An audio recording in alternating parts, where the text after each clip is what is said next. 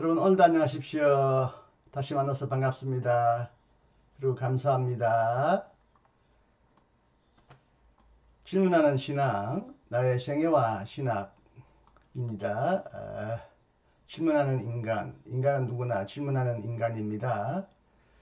어, 데카르트는 나는 생각한다, 고로 존재한다고 고 말했고, 얼마 전에 나훈아 씨는 소크라테스 형, 테스 형, 세상이 왜 이래? 이렇게 질문했죠.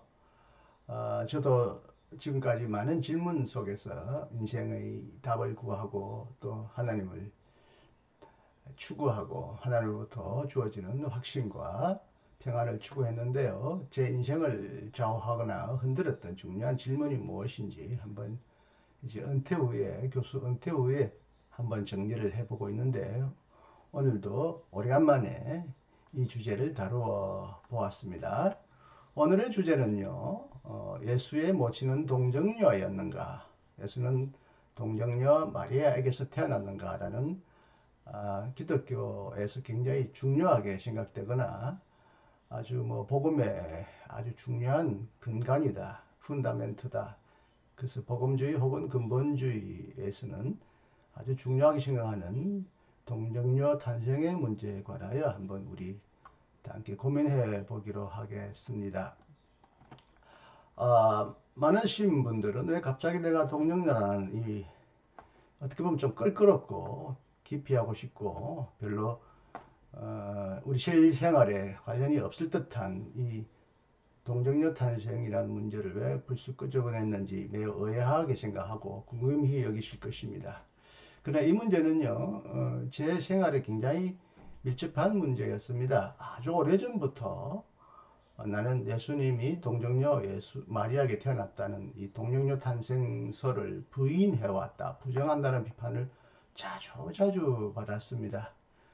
특히 제가 이제 신학대학에서 강의할 때도 정치적으로 내가 어떤 민감한 상황에 처하게 될 때, 혹은 어떤 상황에서도 엉뚱하게 자주자주 교단적으로나 개인적으로 동료나 탄생 부인한다, 이 문제를 해명하라, 책임져라, 이런 비판과 비난을 받았습니다.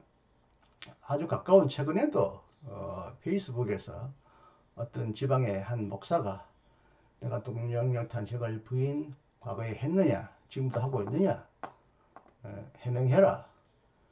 그것 때문에 당신도 목사 안수 받지를 못하지 않았느냐, 이러면서 나한테 해명을 하라고 막 어떻게 보면 순진하게 윽박지르거나 요구했는데요. 조금 제가 당황했다기보다는 좀 당돌했다, 이런 생각을 합니다. 사실 학자는요, 오직 강의와 글과 책으로 말합니다. 지금까지 저는 강의 중에도 그렇지만 글, 책, 논문 어디에도 예수님의 동정녀 탄생설에 관하여 글을 쓰거나 말을 한 적이 없습니다. 그러므로 지금까지 최소한도 주어진 근거로 내가 명백한 자료로서 동정녀 탄생을 부인했다고 하는 생각은 완전한 억측이고 소문이고 모함이고 음해라는 것을 여러분이 분명히 아셔야 합니다. 그렇지만 사실 이런 소문과 억측이 생겨난 것에는 하나의 중요한 이유가 있습니다. 1979년 봄에 나는 이제 군정장교로 입대할 예정이었고요. 그래서 군정 목사로 입대하기 전에 목사 안수를 받아야 하고 그렇게 되기 때문에 목사 시험을 쳐야 했는데 기대밖에 목사 시험에 불합격하고 말았습니다. 제가 공부는 잘했고 또 자신만만했기 때문에 그럴 것이라고는 생각하지 않았는데 성경 시험이 별로 결과가 좋지 않았어요. 주간 시험이 40점이었는데 이걸 빵점 처리했어요. 내가 너무 단순하고 쉬운 문제를 어렵게 학문적으로 썼나 봐요. 제가 그때 연세연합신학대학원을 막 졸업했기 때문에 학문적으로 매우 성숙한 단계였기 때문에 어떻게 보면 우문현답을 달지 않았나 해서 이 주관식 40점을 빵점 처리했고요. 객관식 점수에 있어서도 좀 미진한 점수를 받았던 것 같습니다. 또 지방에 있는 김해 노 목사님께서 면접할 때 중생한 날짜를 묻길래 그건 잘 모릅니다. 아기가 태어난 날짜는 있겠지만 아기가 부모가 말해주지 않는 한 자기가 정확하게 태어난 날을 아기가 스스로 알 수 없지 않겠습니까? 그러나 뭐 태어난 건 분명하니까요. 저는 그리스도임을 분명히 확신합니다. 그랬는데 신앙 체험이 약하다는 그런 말을 고시의원들 가운데서 하셨나 봐요. 근데 이것도 결정적인 이유가 아니었던 것 같아요. 군대 목사로 입대해야 될 사람으로서 목사 안수만 단순히 떨어지는 것이 아니라 군대 문제에 아주 큰 차질이 생기기 때문에 매우 당황했죠. 그래서 며칠 후에 그 당시 고시위원장이었던 고 한경찬 목사님 댁에 찾아가서 제가 무슨 이유로 목사고시에 떨어졌는지, 목사고시에 합격하지 못한 가장 중요한 이유가 무엇입니까? 하고 정중히 여쭤보았습니다. 뭐 따지거나 반항하려고 한 건 아니고요. 그래서 다음에 제가 다시 목사 안수 시험 준비할 때 무엇이 미비한지 좀 준비할 수 있도록 도와주십시오 하고 찾아뵀더니 뜻밖에요. 내가 예수의 동력녀 탄생을 부인했기 때문에 목사고시에 불합격했다는 대답을 들었습니다. 제가 누가 그렇게 그런 말을 했는지 묻지 못했습니다. 너무 당황하기도 하고요. 어처구니가 없었기 때문에요. 이런 허무맹랑한 말을 누가 했는지 한국 사람도 알려줄 의도가 없었습니다. 그래서 어른에게, 선배님에게 이 문제를 더 이상 묻지 않았습니다. 그러나 나로서는 도저히 이해가 되지 않았습니다. 내가 그런 말을 내뱉은 적이 없고 그런 글을 단 한 줄도 쓴 적이 없기 때문입니다. 혹시 나를 모함하거나 나를 시기한 사람들이 있지 않을까 이런저런 사람이 떠오르긴 했지만 도저히 그렇게 상상하기는 어려웠습니다. 그래서 제가 논리적으로 한번 스스로 곰곰이 생각해 보니까 이 고시원장이었던 황경찬 목사님이 나를 오해한 것이 아니겠는가. 왜냐하면 어쨌든 분명하게 동정단 탄생이라는 말을 꺼내신 것은 그날 황 목사님이셨기 때문입니다. 시험 보는 날에 동정단 탄생을 믿는다라고 제게 분명히 질문했거든요. 그냥 단순하게 네 믿습니다. 예, 당연히 믿습니다. 의심없이 믿습니다. 아멘 이렇게 말했으면 문제없이 끝났을 텐데 이 당연하고 또 뭐 어떻게 보면 나이 많은 분들에게 그런 것들에 관한 다양한 학설이 있다는 걸 제가 뭐 얘기할 이유도 없고 해서 뭐 하겠습니까? 근데 너무 단순한 문제를 또 단순하게 내가 넘어가지 못하는 이 단순한 단순하지 못한 나의 복잡한 심리 때문에 그날 제가 한마디 보탰습니다. 뭔가 이것을 묻는 질문의 배우야 어떤 무엇을 의심하시는가? 하여튼 그래도 좀 더 확실히 드린다는 의미에서 제가 4학년 2학기 때 서신학대학교에 최정진 구약학을 가르치던 교수님이 이사야 강의를 하셔서 한 강의를 들었는데 그때 뜻밖의 말을 들었습니다. 이사야가 말한 처녀가 아기를 낳으리니 이마누엘이라 할 때 이 처녀란 말은 단순히 수처녀, 결혼하지 않는 여자를 의미하는 게 아니라 일반적으로 젊은 여자를 의미한다고 들었습니다. 조금 내심으로 놀랐지만 뭐 이사야 본문이 그렇다면 그런 거죠. 이것을 솔직히 말하시는 우리 최정진 박사님의 내심 은근히 존경스러웠습니다. 뭐 여기에는 뭐 동정녀 탄생 마리아에 관한 얘기는 없고요. 오직 그냥 이사야 본문이 말하는 그 처녀라는 말이 동정녀를 반드시 의미하는 것은 아니라는 것이요. 나중에 알고 보니까 여러분도 잘 아시다시피 마태는 이 단어를 실제적으로 다른 단어, 동정녀라는 단어로 히브리어서 헬라로 옮길 때 동정녀를 의미하는 단어로 제안해서 옮겼고요. 그래서 동정녀 잉태를 이사야의 예언의 성취로 보았습니다. 짐작하건대 구약성서의 예언 확실히 동정녀다, 처녀다. 그래서 그 예언이 신약성서에서도 이루어졌다 기록되어 있다라고 해야 하는데 믿어야 하는데 이 구약성서의 이 처녀가 동정녀가 아니라면 신약성서의 마리아도 처녀가 아닐 수 있다. 구약성서의 예언을 확실히 믿지 않는 그에 대한 확신이 없는 내가 결국 신약성서의 예언의 성취까지 결국 확실하게 믿지 못하는 결과를 낳게 되고 또 그런 결론에 빠질 수 있다. 뭐 걱정하셨는지 오판하셨는지 황 목사님이 그렇게 말씀하셨을 가능성이 매우 큽니다. 지금 돌아가신 고인을 제가 지금 폄하하거나 명예훼손하려고 하는 의도가 아니라 그분의 입장을 충분히 설명해 보려고 하는 것입니다. 근데 그것도 확실한 건 아닙니다. 어떤 분이 제보하거나 모함했을 가능성도 있습니다. 그랬다면 당시 고시위원들은 목사 안수받고 군목가야 할 저에게 한 번 더 확인해야 하는데 전혀 확인하지를 않았어요. 무슨 이유인지를 모르겠어요. 옛날 분들은 그냥 당신이 들었던 말이나 당신의 생각이 옳다면 옳다고 생각한 것 같아요.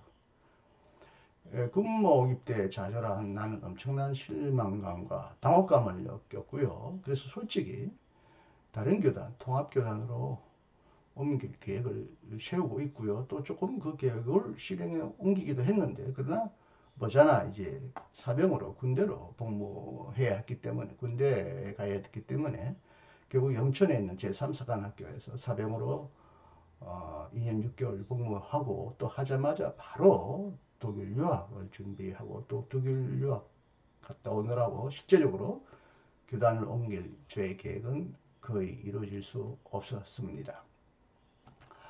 그때를 되돌아보면 내가 참 어리석었는지, 선배 목사님들이 뭐 어리석었다기보다는 잘못 오해하셨는지, 또 거짓 제보, 모함한 사람이 누구인지 뭐 추측해봐야 뭐 대답도 없고요. 괜히 잘못된 상상으로 남을 음해하거나 미워하면 안 되니까 더 이상 그에 대하여 관심을 안 가지기로 했습니다.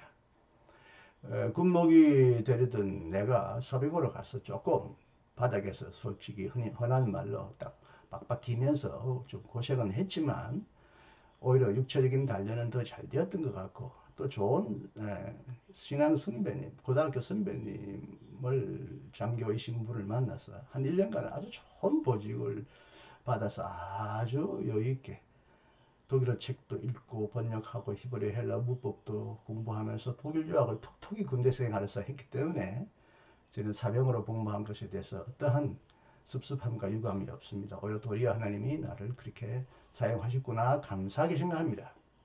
그렇지만 지금까지도 정확한 근거와 출처를 대지 않고 뜬 소문을 듣고 나를 비판하는 사람들을 볼 때마다 미움보다는 연민이 앞섭니다. 세월이 매우 지났기 때문에 제가 이제 차분히 말할 수 있는데요. 이전에는 굉장히 감정적으로 매우 휘말리거나 어려웠을 때는 뭐 입에 욕이 나올 정도까지였는데 이제 저는 그러면 안 되죠. 또 이제 시간이 지나서 한번 정리를 해보았습니다. 이제 과거에는 그랬어. 당신이 뭐 오해받을 만한 행동을 했든지 말을 했든지 아니었든지 간에 어쨌든 그 결과적으로는 과거는 과거다. 뭐 어쨌든 학자가 글로 논문으로 그런 말을 하지 않았으니 믿어주겠다 라고 뭐 나를 우호적으로 생각한다고 합시다. 그렇다면 지금 당신은 그럼 동정 당신 어떻게 생각하느냐 하고 물을 분이 계실지도 모르겠어요. 솔직히 저는 이 문제에 대하여 특별한 관심을 두지 않았습니다. 동정녀 마리아 탄생은 신학적으로 중요한 것으로도 생각하지 않았습니다. 나는 그보다 더 중요하고 더 본질적이고 더 난해하고 이해하기 어려운 것은 바로 성육신, 하나님이 인간의 몸으로 오셨다. 성육신 신앙이 훨씬 더 무게 있고 비중이 있고 중요한 문제였기 때문에, 이 문제가 더 중요한 문제였기 때문에 동정녀 탄생에 대해서는 그렇게 진지하게 고민해보지 않았습니다. 좀 이상하게 생각하실지 몰라도 그랬습니다. 성주신 사상 하나만 놓고 보더라도 얼마나 이것은 합리적으로 설명하기 어렵습니까? 완전한 하나님이 완전한 인간으로 오셨다.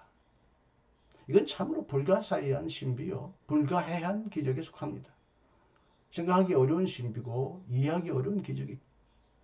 이런 신앙의 중요한 본질은, 성령신의 본질은 인류의 구원과 만물의 화해를 위해 하나님이 높은 영광의 자리를 내려오시고 자신을 철저히 비우시거나 낮추시어서 인간을 위하여, 구원을 위하여 인간의 몸을 입으셨다는 것입니다. 하나님께서 단순히 하늘에서 인간을 내려다보시면서 인간의 딱한 처지와 괴로운 처지를 동정하시고 용서하실 뿐만 아니라 친히 우리와 같은 모습으로 우리의 처지에 동참하시기 위하여 우리와 똑같은 형상, 모습을 취하셨다는 신앙입니다. 이처럼 놀랍고 신비한 하나님의 은혜와 사랑이 예수 탄생의 본질이라고 저는 봅니다. 그렇기 때문에 동력 탄생은 이것을 설명하려고 하는 하나의 기록이다. 많은 학자들은 이것을 그래서 예수 탄생님의 탄생의 은혜와 기적을 설명하기 위한 고대 교회의 문학 양식이라고 말을 합니다. 왜냐하면 고대에도 수많은 영웅들이 이렇게 이상한 방식으로 독특한 방식으로 태어났다는 얘기가 많이 있기 때문에 예수님의 그 신성이나 하나님 됨을 설명하기 위하여 문학적으로 설명했다고 많은 학자들이 그렇게 설명합니다. 그러므로 동년의 탄생을 지나치게 중요하게 생각하는 것은 마치 몸보다 옷을 더 중요하게 생각하는 것과 마찬가지라고 생각합니다. 저는 솔직히 옷에 대해서는 크게 신경을 쓰지 않고 살았거든요. 몸이 더 중요한 거죠. 옷도 중요하다고 생각하는 사람은 존경합니다. 존중하지만 하여튼 저는 옷 못지않게 몸이 더 중요하니까 몸을 보살피는 일에 더 많은 관심을 가졌듯이 동력의 탄생이라는 이 이론보다는 성육신 사상이 더 중요하기 때문에 이것에 대해서도 깊은 관심을 가져왔습니다. 그러나 한번 이번 차제에 한번 깊이 고민해 보기로 합시다. 질문해 보기로 합시다. 제 주제가 질문하는 신앙입니다. 동력 탄생에 대해서 별 관심을 가지지 않았던 제가 그래도 관심을 가지게 된 것은 이런저런 비난과 음해를 받았기 때문에 그 결과로 동력의 탄생이 무엇인데 무엇이 중요한데 그 본질이 무엇인데 사람들은 이게 굉장히 중요하다고 집착하는가 그렇게 한번 고민해 보는 계기가 된 것은 사실입니다. 그런데 한번 생각해 볼수록 저만이 아니라 많은 학자들이 이런 질문을 던집니다. 예수님의 어머니 마리아가 소위 말하면 동정녀, 처녀로서 남자를 모르고 아기를 낳았다 합시다. 얼마나 놀라운 일입니까? 그럼 이걸 주위의 사람들에게 알릴 수밖에 없을 텐데 누가복음 1장에 보면 그의 친척 엘리사벳도 요한, 세례 요한을 지금 잉태하고 있는 엘리사벳에 달려가가지고 와, 뭐 전사가 나타났어요. 나는 요셉과 정혼은 했지만 서로 동침하지 않았는데 성령이 내게 나타났어. 아니 천사가 내게 나타나서 인류를 구원할 아기를 잉태하게 했다는 거예요. 놀라워요. 막 그 하나님이 하시는 놀라운 일을 노래하고 찬양해야 될 텐데 누가복음 1장 보면요. 이른바 마리아 혁명가라고 할 수 있는 막 혁명가를 부릅니다. 기적적인 탄생에 대해서는 단 한마디 하지 않고 마음의 생각이 교만한 자들을 흩으셨고 권세 있는 자들을 그 위에서 내리쳤으며 비천한 자들을 높이 세우며 줄인 자들을 좋은 것으로 배불리셨다. 부자를 공수로 보내셨다. 그러면서 아주 그냥 세상이 뒤집어졌다는 이런 얘기를 합니다. 이상하지 않습니까? 이거 사실 그렇게 이런 일이 일어나지도 않았고 쉽게 일어날 일도 아닙니다. 사회혁명은. 그런데 자신에게 일어났다고 말하는 믿는 처녀 탄생, 처녀 아기 탄생은 얼마나 놀라운 기적인데 이 기적에 대해서는 왜 한마디 하지 않았을까? 의아하지 않았습니까? 더욱이 예수님이 이제 마리아에게 태어난 예수님이 자신의 출생이 아버지 없는 요셉과 무관하게 태어난 탄생이라는 것을 어머니에게 들었다면 내가 얼마나 죄가 없는 사람이냐, 내가 얼마나 하나님의 아들과 같이 놀라운 인간으로 태어났느냐, 이걸 입증하기 위하여 얼마나 좋은 소재입니까? 근데 이 소재거리인 이 동령 탄생은 얘들이 한마디 하지 않습니다. 성경 어디에 보면 나는 모세보다 먼저 태어났다든지 또 하늘에서 내려온 자만이 하늘에서 올라갈 수 있다. 나는 하늘에서 내려왔다. 뭐 이런 표현을 쓰셨지만 그렇게 어떤 방식으로 이 땅에 태어났는지에 대해서 예수님은 단 한마디도 말하지 않으십니다. 그리고 요한복음 첫 머리부터 태초에 말씀이 계셨다. 말씀이 육신이 되었다. 등등 성신을 고백하기 시작한 요한은 동정녀 탄생에 대해서 단 한마디도 말하지 않습니다. 하나님이 육신이 되었다고 말하는 그 과정에서 이런 기적적인 탄생을 말할 법한 요한도 전혀 그것에 관하여 말하지 않는다는 것은 결국 마리아도 예수님도 요한도 동정녀 탄생을 알았든 몰랐든 중요하고 본질적인 문제로 보지 않았다. 어떻게 보면 아주 중요하지 않은 하찮은 문제로 봤다라고 볼 수도 있습니다. 그러니까 하나의 추측일 뿐이니까요. 여러분 이 추측을 단순히 하나의 결론으로 그렇게 단정하지는 마시기 바랍니다. 질문하는 신앙입니다. 그렇게 한번 질문해 보는 거죠. 나는 하나님의 위대한 능력을 전혀 의심하지 않습니다. 태초에 천지를 창조할 때 아무것도 없는 무로부터 천지를 창조하셨다고 하지 않습니까? 무로부터 천지를 창조하신 하나님이 처녀로부터 탄생을 인간을 탄생하게 하실 능력이 왜 없겠습니까? 요즘에는 뭐 이제 자연과학이 발달해서 체세포 복제라든지 뭐 여러 가지 이제 과학적 기술에 의한 단성 생식이라고 볼 수는 없겠고요. 천연 생식도 있고요. 어쨌든 뭐 최근에 사유리인가요? 일본에서 온 뭐 어느 배우는 어느 여인은 물론 남자의 정자를 샀지만 어쨌든 남자와 관계를 맺지 않고 그냥 어쨌든 자연과학적인 방법으로 처녀로서 아기를 탄생하는 것도 있습니다. 사람도 이런저런 방법으로 그런 방법을 쓰고 할 수 있는데 하나님이 뭐 처녀 탄생 왜 못 하시겠습니까? 아니야, 전능하신 하나님이 뭐 굳이 여인의 몸을 빌리지 않고 하늘에서 펑 하고 그냥 인간으로 내려오신다 해도 하나님이 하셨다고 한다면 믿습니다. 왜? 이 우주 만물도 아무것도 없던 데서 펑 하고 이른바 빅뱅이라고 하지 않습니까? 펑 하고 이 우주를 만들었다는 거 아닙니까? 그에 비하면 이 우주의 어마어마한 우주의 형성에 비하면 한 인간의 탄생, 아무리 위대한 예수님의 탄생이라 하더라도 한 여인의 몸을 빌리는 탄생은 그다지 큰 사건도 아닐 수 있습니다. 그런 의미에서 저는 여러분 좀 이상하게 생각할지 모르지만 남자와 여자 정상적인 과정에서 예수가 태어났음에도 불구하고 그걸 통해서 하나님이 이 땅에 성육신을 하셨다고 해도 나는 믿을 수 있습니다. 어떤 방법으로? 하나님이 이 땅에 육신으로 오시는 방법은 얼마든지 하나님이시니까 가능하다고 믿습니다. 그러나 하나님의 전능하시니 이 모든 것을 할 수 있다는 것보다 더 중요한 것은 그럼 하나님이 전능하다는 그 진정한 본질이 뭐냐 하는 것도 중요한 거죠. 하나님의 모든 것을 못하실 것이 없는 그런 전지하다, 올마이티하다 이런 뜻도 있지만 그보다 더 신학적으로 중요한 것은 그렇게 전능하신 분이 그렇게 펑 하고 내려오시거나 뭐 아주 기적적인 방식이 아니고 그냥 완전한 인간으로 내려오셨든 내려오시지 않으셨든 인간의 그 낮은 추한 자리까지 내려오셨다는 겁니다. 진정한 전능, 자신의 전능한 능력과 권위와 명예를 포기하시고 비우시고 낮고 비천한 인간의 몸으로 오셨다는 것입니다.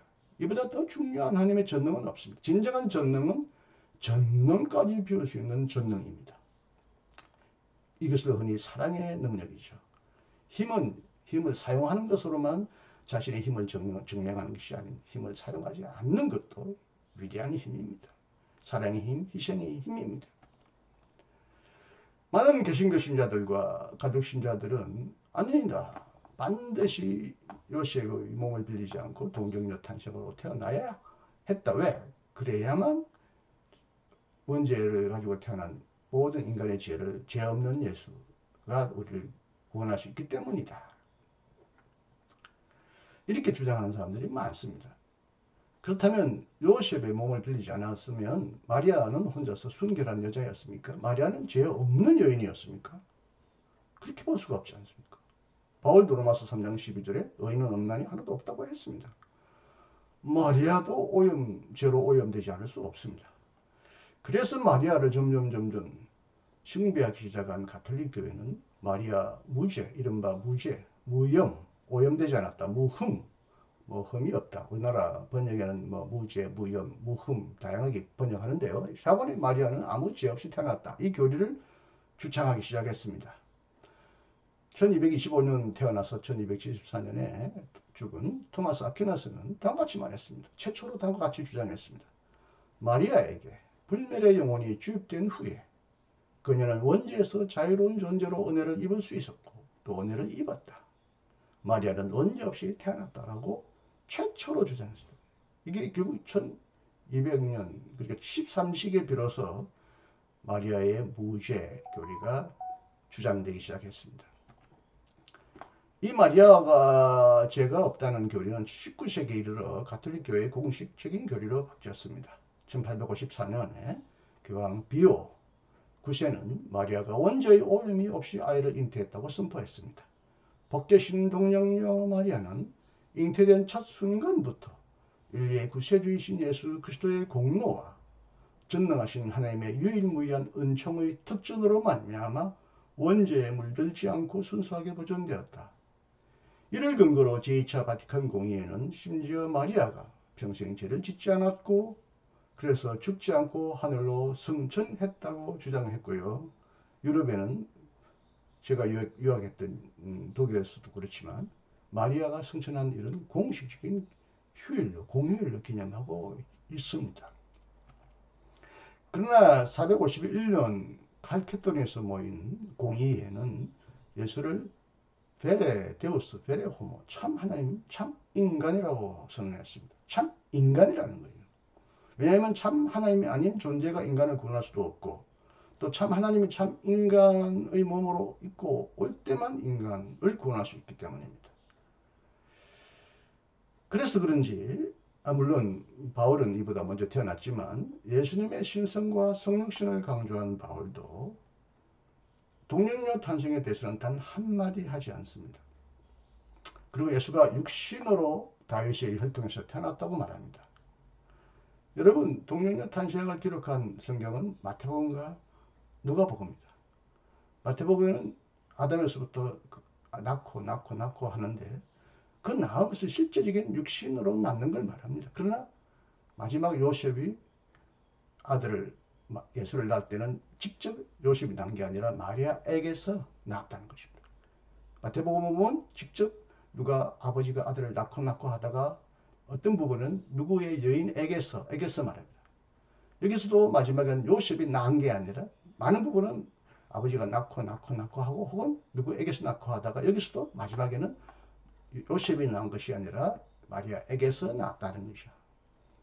누가복음 거꾸로 이제 요셉의 아버지로부터 쭉 올라가서 아담, 이브와 하나님까지 올라가죠. 여기는 낳고가 아니라 위에는 그 이상은 하고 거꾸로 소급해 올라가는 방식인데 자원에 내가 이해하건대 마태복음과 누가복음은 대부분의 족보는 결국 요셉을 제외한 족보는 다 실제적인 육신으로 태어난 그 혈통의 족보를 그리지만 요셉에게서는 그냥 빠져나가고 합니다.